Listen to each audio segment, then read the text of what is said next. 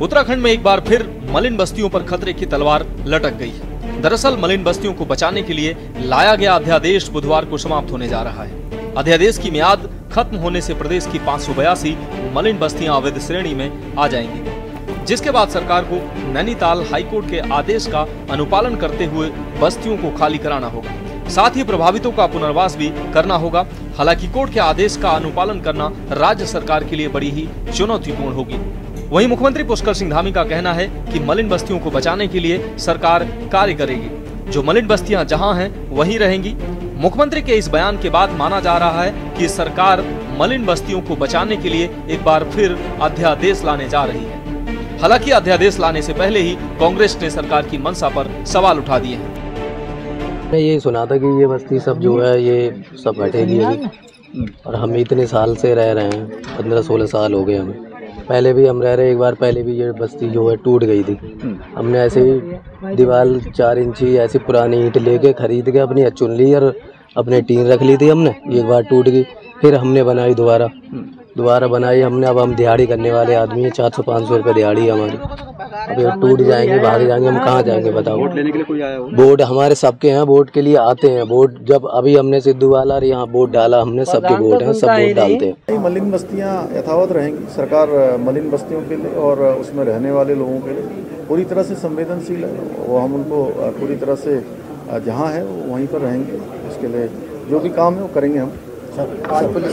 सरकार आश्वासन नहीं दे रहे हैं। कांग्रेस की सरकार आई 12 में तो 16 में हमने कानून बना दिया, समिति बनाई और कानून बना दिया। उसमें कुछ कमियां रही होंगी, लेकिन हमने कानून बनाया क्योंकि हमारी नीयत साफ थी।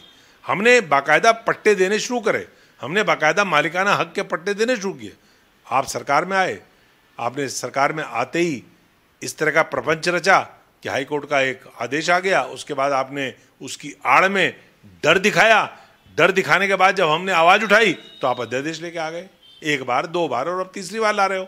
भैया कानून बनाओ, जिनको हटाना है, जिनको जरूरी है आवश्यक हटाना, खतरे की जद में है, तो आप उनको हटाने के लिए पुनर्वास की नीति बना दो, एक पुनर्वास की योजना बना दो, और जो रहेंगे उनके लिए विकास की योजना बनाओ, उनको पट्टे दो। उनको आप कई लोग इसमें समझते हैं कि इनको मुफ्त में जमीन दे रहे हैं।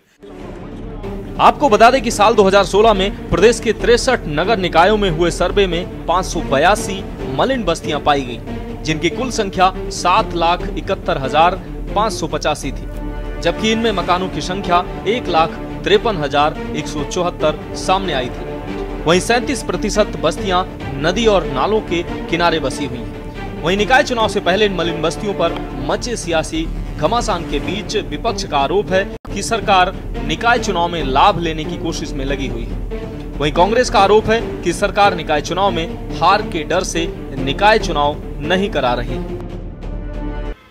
निकाय चुनाव को लेकर के सरकार न पहले गंभीर थी, न अब गंभीर नजर आ रही है। केवल बयानबाजी हो रही है। अगर सरकार चुनाव कराने वाली होती तो साल भर पहले निकायों के चुनाव करा देती। 3 बार तो माननीय हाई कोर्ट में झूठा शपथ पत्र प्रदेश सरकार दाखिल कर चुकी है, और अब मलिन बस्तियों का सर्वे कराने की बात कर रहे हैं। पहले तो आप उन पर बुलडोजर चलाने का काम कर रहे थे, उनके आशियाने छीनने का काम कर रहे थे। अब सर्वे करा करके सरकार जो बात कर रही है केवल मलिन बस्ती के लोगों को गुमराह करने का काम कर रही है। सरकार की मंशा वही है। टनकपुर में लगातार आप देखिए कि रेलवे कॉलोनी में बुलडोजर सरकार का गरज रहा है।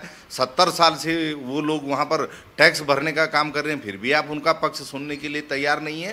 तो भाजपा सरकार जो भी बात करती है वो उस पर गंभीर रहती नहीं है। जनता भी अब भाजपा का चाल चरित्र चेहरा समझ चुकी है। देखिए, कांग्रेस का काम है केवल लोगों को भड़काना और छोटी मानसिकता का अपना परिचय देना। तो मुझे लगता है कि जो भी मलिन बस्तियों के हित में होगा वो प्रदेश की सरकार करेगी और करती भी चली आ रही है। तो क्योंकि ये न्यायालय में विचाराधीन है ये मामला, और बहुत जल्दी इसमें जो है निर्णय लेने का काम सरकार करेगी। तो और बैठक भी है अभी कैबिनेट में, इसमें क्या निर्णय होता है अभी ये देखने वाली बात होगी, क्योंकि कांग्रेस को तो सिर्फ मलिन बस्तियों के ऊपर राजनीति करनी होती है और इसीलिए गलत बयानबाजी करके वो लोगों को भ्रमित करने का काम करते हैं। तो मलिन बस्तियों के हित में जो भी होगा सरकार वही निर्णय लेने का काम करेगी।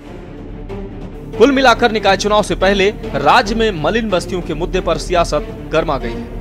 एक तरफ जहां मुख्यमंत्री पुष्कर सिंह धामी मलिन बस्तियों को हर संभव मदद का आश्वासन दे रहे हैं, तो वहीं दूसरी ओर कांग्रेस ने सरकार से मलिन बस्तियों को मालिकाना हक देने की मांग की है। अब सवाल ये है कि क्या धामी सरकार इन बस्ती वासियों को बचाने के लिए कोई कदम उठाएगी या नहीं। Uttarakhand desk report.